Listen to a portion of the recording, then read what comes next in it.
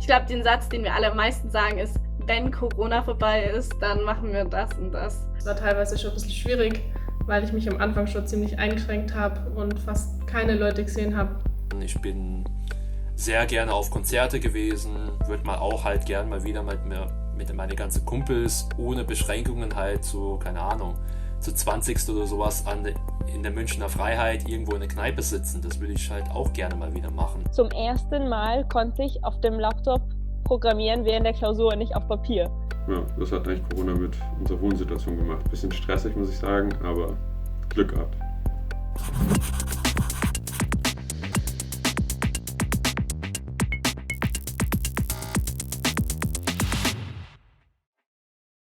Stell dir vor, es wäre Semesterbeginn und keiner geht hin. Blöder Reim, okay. Schlechter Witz? Nein, der Campus ist leer. Und das an der TUM mitten in München. Studieren ist möglich, aber meistens nur von zu Hause aus. Und das seit mehr als einem Jahr. Wir haben uns gefragt, wie geht es euch hinterm Laptop-Bildschirm? Wie hat die Pandemie euer Leben verändert? Violetta hat mit mir gesprochen. Sie ist voriges Jahr von Chile nach Deutschland gezogen, hat das Studium MINT gemacht und angefangen, Physik zu studieren. Die 19-Jährige hat Tatsache noch keinen Hörsaal von innen gesehen. Und das war nicht nur für sie sehr schwierig. Viele wollten abbrechen von uns, aber als wir dann angefangen haben, so uns gegenseitig mehr kennenzulernen, haben dann viele gesagt, okay, nee, ich mach weiter. Dadurch, dass wir diese Tutorübungen haben, hatte ich die Möglichkeit, mit vielen zu reden, und manche, vor allem die Kamera anmachen, mit denen haben wir uns dann irgendwann mal geschrieben intern, und dann habe ich angefangen, mit denen zu reden, und es ist halt eine ganz andere Weise, Leute kennenzulernen, wenn man sie erst über Chat kennenlernt oder so.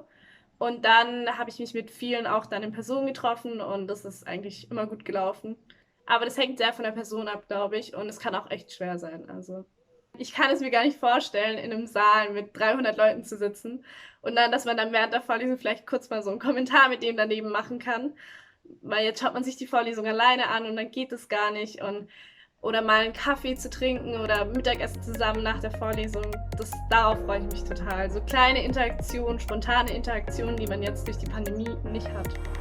Vieles geht eben momentan nicht, so wie außerhalb der eigenen vier Wände zu lernen, zum Beispiel in einem Studienhaus wie hinter mir.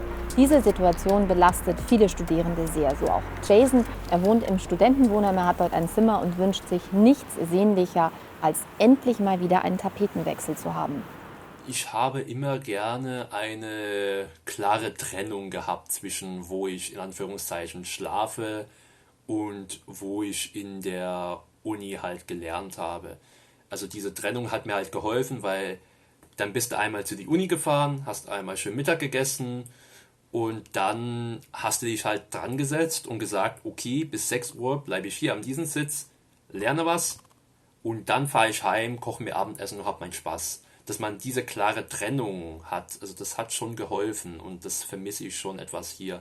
Also da tue ich mich in Corona jetzt gerade echt schwer, weil jetzt bewege ich mich von meinem Bett da 2 Meter zu meinem Schreibtisch und mir fehlt halt diese Trennung, leider.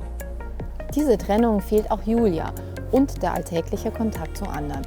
Denn die Studentin wohnt allein in einem Apartment. Grundsätzlich ist mein Leben eigentlich durch Corona leiser geworden, weil man eben weniger Leute sieht und weniger Input von außen hat, wie zum Beispiel in der Uni oder beim Sport. Aber durch das ganze Alleinesein sind zum Beispiel eben die Gedanken viel lauter geworden, weil man eben so viel Raum hat, sich mit sich selber zu beschäftigen. Und das ist auch teilweise schwierig dann. Ja, man muss sich viel mehr bemühen, gerade wenn man allein lebt. Also man ist halt mit Leuten verabredet dann zum Lernen oder irgendwas macht. Verabreden braucht Tim sich dagegen nicht extra. Der trifft andere quasi am Küchentisch, denn er wohnt in einer WG. Aber auch ihm und seinen Mitbewohnern hat Corona zumindest indirekt ganz schön Stress gemacht. Also wir sind 4 Freunde und wir sind eigentlich aus dem gleichen Dorf. Wir sind noch zur Schule gegangen und dann sind wir nach München gezogen und dann irgendwann zusammen in das Haus hier vor einem Jahr. Und nach einem Dreivierteljahr hat uns die Vermieterin gekündigt wegen Eigenbedarf, weil ihr Mann den Job verloren hat wegen Corona. Und genau, dann haben wir 3 Monate Kündigungsfrist gehabt, also mussten nach 3 Monaten raus.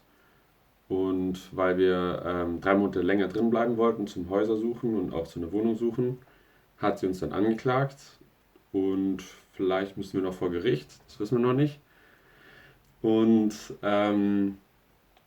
genau, und jetzt haben wir zum Glück ein anderes Haus gefunden. Jetzt können wir da drüben einziehen. Das ist 300 Meter weiter. Das ist also noch einmal gut ausgegangen für die Jungs. Hanja ist auch umgezogen, allerdings freiwillig, nämlich zurück zu ihren Eltern. Sie betrachtet die veränderte Situation im Studium zwiespältig. Es hatte Vor- und Nachteile, muss ich ehrlich sagen. Also ein Vorteil ist jetzt, dass ich länger zu Hause bleiben darf. Wir haben jetzt auch in Ägypten ein Fest, Ramadan-Zeit und danach das Bayram-Fest und so weiter. Und das kann ich jetzt alles mit meinen Eltern verbringen. Normalerweise wäre ich in Deutschland und könnte das nicht machen. Also das wäre jetzt ein Vorteil für mich. Und wir haben einen großen Schub durch Corona bekommen in der Digitalisierung der Lehre. Ich erinnere mich schon, 2 Monate vor Corona hatten wir die Diskussion, dass wir gerne Programmierklausuren auf dem Laptop haben, digital und nicht auf Papier. Es war schwierig, die Leute damals zu überzeugen, aber jetzt, nachdem man es ausprobiert hat, traut man sich mehr. Wir haben schon von dieses 1 Jahr, beziehungsweise jetzt 2 Jahre, ganz viel gelernt und wir sollen die Vorteile und diese Formate, die durch Corona entstanden sind, weiter behalten. Dazu musste die digitale Lehre quasi auf Überschall beschleunigen. Und die Mehrzahl der Lehrenden hat das vom Homeoffice aus geleistet. Naja, von zu Hause aus arbeiten klingt ja relativ entspannt. Ist es aber nicht unbedingt. Und vor allen Dingen dann nicht, wenn die Kids auch zu Hause sind, so wie bei Stefan Krusche. Er ist Dozent und junger Familienvater und hat das vergangene Jahr ganz klar als herausfordernd empfunden. Da hat sich natürlich viel zwischen Arbeit und Privatleben vermischt. Die Kinder sind jetzt häufiger zu Hause gewesen wegen Corona und mussten dann natürlich auch betreut werden. Viel der Arbeit ist auch in die Nacht geschoben worden, weil man natürlich trotzdem die Sachen gut machen möchte und die Lehre auch in einer guten Qualität den Studierenden anbieten möchte. Und das hat er übrigens so gut gemacht, dass ihn seine Studierenden für den renommierten Ars Legendi-Preis vorgeschlagen haben. Und den hat er auch vorigen Herbst bekommen. Wir bleiben beim Thema Leistung. Diese in Zeiten von Corona wie bisher zu erbringen, damit kämpfen viele Studierende. Darüber habe ich mit Kirsten Bannert gesprochen. Sie ist Lern- und Prüfungscoach. Was wir von ganz vielen hören, ist, dass es einfach zunehmend schwerfällt, sich zu motivieren für das Lernen. Also gerade vom Homestudying aus einfach immer wieder sich aufzuraffen, eine Tagesstruktur zu entwickeln. Also das ist, glaube ich, für viele ein ganz großes Thema, was ja auch total nachvollziehbar ist. Also es hat sich schlichtweg total viel verändert. Was ich so ein bisschen schwierig immer bei diesen Tipps finde, bei vielen greifen die überhaupt nicht. Also bei vielen muss man wirklich auf einer ganz anderen Ebene ansetzen. Also klar kommen oft Studierende zu uns und sagen, wie kann ich mich besser motivieren, wie kann ich so leistungsfähig sein wie vorher. Und ich sage dann oft zu den Studierenden, wir setzen einen Schritt vorher an. Jetzt geht es erstmal darum, ein paar Basics sicherzustellen, ein paar Grundbedürfnisse, wie eben einmal am Tag rauszugehen oder sicherzustellen, dass ich überhaupt jeden Tag mal Kontakt zu jemandem habe. Und erst in dem nächsten Schritt geht es oft um Produktivität oder um To-Do-Listen oder um die Leistungsfähigkeit. Wenn ihr euch beraten lassen möchtet, die TUM hat wirklich viele und sehr gute Angebote, dann schaut einfach mal in die Beschreibung zu diesem Video. Da haben wir euch nämlich die Übersichtsseite verlinkt. Ja, und gleich blenden wir euch noch 2 Videos ein. In dem einen erfahrt ihr alle Do's und Don'ts der digitalen Lehre und in dem anderen, wo ich hier sitze. So viel kann ich ja schon mal verraten, im Hochbeet. Und ich sage nur, plant es sie.